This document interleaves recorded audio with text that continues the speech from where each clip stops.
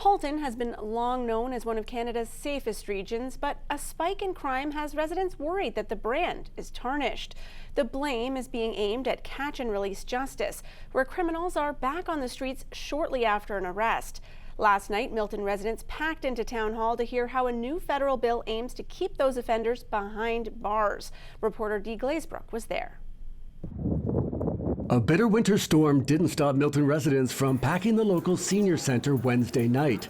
And the police at the door were a stark reminder of why this crowd was gathering. They're here to confront a growing sense of insecurity on their streets and to hear how proposed bail reforms aim to break the cycle of catch and release justice. But for Georgetown residents Paul Henderson and Flo Bellman, this isn't a policy debate. It's a debt to the daughter they lost to a repeat offender out on bail. And if you lived with what my wife and I live with every day, I go to bed every night and I see my daughter lying on the floor. I can't get that out of my mind.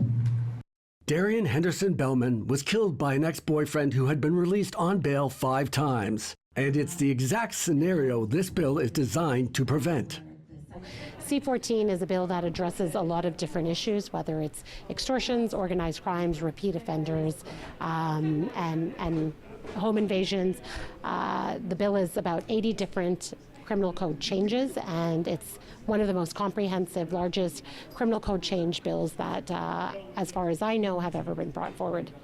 The centerpiece of those 80 changes is a concept called reverse onus. Traditionally, it's up to the Crown to prove why an accused person should stay in jail.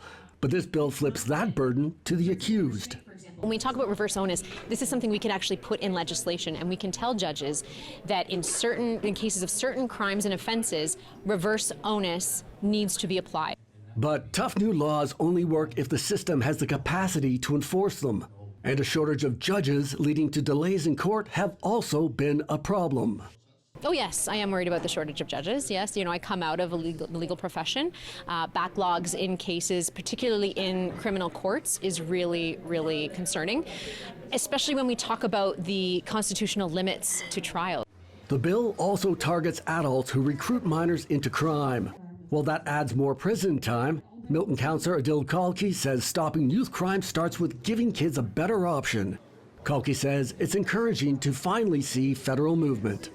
What I can tell you as a municipal councillor is that the importance of municipalities to create conditions and opportunities for youth to ensure that they have a positive sense of belonging through investments in young people, through quality facilities and amenities, through an investment in youth programming, and providing funding to community groups is going to help create positive sense of belonging in young people and prevent them from going down a wrong path and ultimately engaging in criminal activity.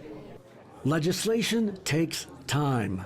But for the Hendersons and the 70-plus people who packed this room, the call for action is heard loud and clear. My question is, when are you going to do something about it? For years, Halton safety has been its brand. But tonight, residents of Halton region say they want more than just safe streets.